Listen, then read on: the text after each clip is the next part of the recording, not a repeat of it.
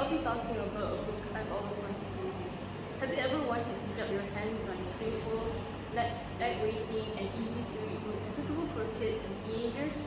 Well, if that's the case, then allow me to introduce to you Mallory Towers. The one I'm currently holding is a bumper volume, which means that it's 3 books in one, and it consists of New Term at Mallory Towers, Summer Term at Mallory Towers, and Winter Term at Mallory Towers. Mallory Towers is a series of 6 novels by famous English children's author, Enid Blyton. And the series is actually based on Enid Blyton's daughter who went to a boarding school, and the school actually moved to the Cornish seaside during the World War.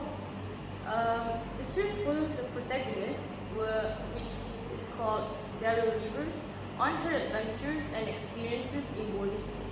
In 2009, 6 more books were added into the series by author Pamela Cox. Events in this 2009 sequel takes place after Daryl has left the school and focuses more on her younger sister, Felicity Rivers. And the copy that I'm actually holding is actually the 2009 sequel by Pamela Cox. Some of the characters that I think are worth mentioning are, of course, Felicity, June, Susan, Miss Potts, Mademoiselle Dupont, Mademoiselle Roger, and Miss Gray. So first of all, Felicity Rivers, she is our main protagonist in the Mallory Towers 2009 sequel series. So she is Daryl's younger sister who joins the school as the first former when her older sister is in the 4th form. She is the main character of Pamela Cox 2009 book sequel. She also has a friend who is called June Johns. So June Johns is Alicia's cousin who was in Felicity's form. Just like her cousin, she was extremely mischievous and troublesome, but not quite as kind-hearted as Alicia was. So she ended up hurting a lot of the other girls' feelings. But sometimes she could be kind and sensible, and I think this is what makes the book interesting for one, as you see the character development in the characters. When she became the game captain, a lot of the younger girls adored her for her character. Next we have Susan Blake, who was Felicity's best friend. She was very sensible and responsible, but she also had a good sense of humor. So therefore she was very popular among her batchmates. We also have Miss Potts, who is the first form mistress and the head of the North Tower. She was very strict and always had an eye for mischief makers such as Alicia and June. Mademoiselle Dupont was one of the 2 French mistresses. She was somewhat silly and was afraid of a lot of things, meaning that she was constantly the victim of the girls' pranks. She was strict, but she was also a little bit silly.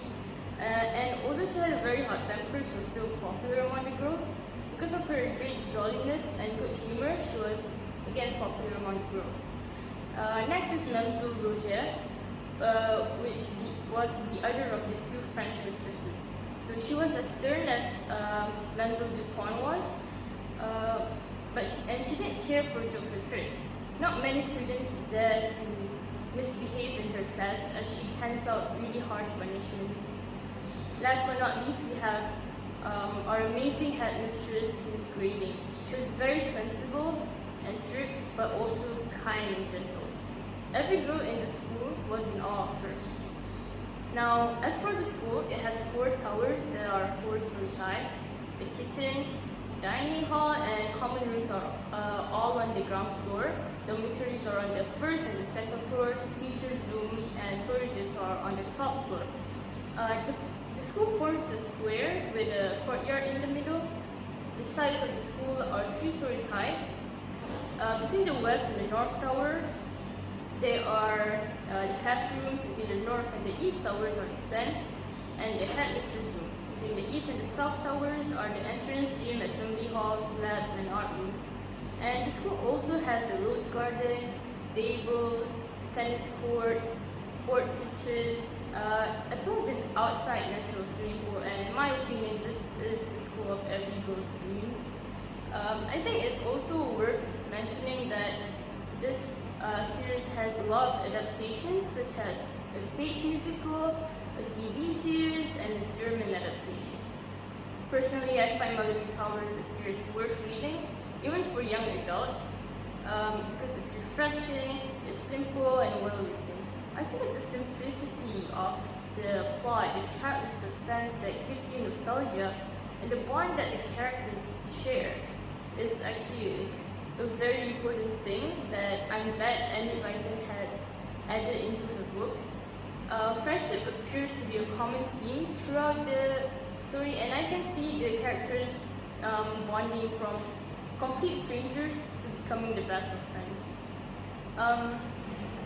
As I read each book from the series, the characters age, becoming more mature and complex. I also absolutely enjoy watching the character development. Each of them grows, especially June, as I've said before, because June was just really mischievous, and as you read the book, you'll notice how June has become more soft-hearted and kind and considerate of other people's feelings.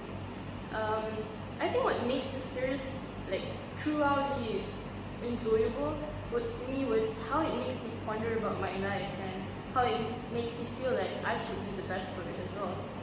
I think Mallory Towers will be a great series for children, especially because it teaches them good virtue, namely forgiving, humbleness, and of course kindness. Overall, I would rate the book 10 out of 10, and I can't wait to read other boarding school series by Annie Blyton. That's all from me. Thank you and have a great day.